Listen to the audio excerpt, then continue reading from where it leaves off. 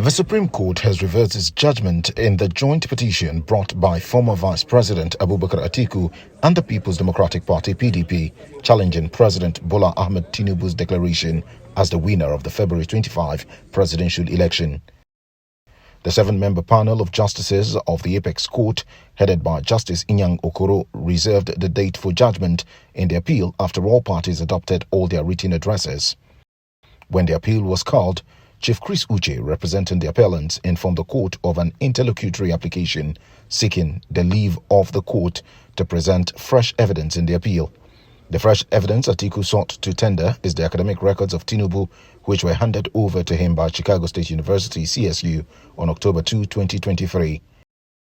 The 32-page document was released to the former vice president on the orders of Judge Nancy Maldonado of the District Court of Illinois, Eastern Division, Illinois, United States of America. The U.S. court had ordered the CSU to release the said documents to Atiku despite Tinubu's objection, because the court was convinced that it would help Atiku establish his allegation of forgery and lying on oath against Tinubu, who was declared the winner of the February 25 presidential election.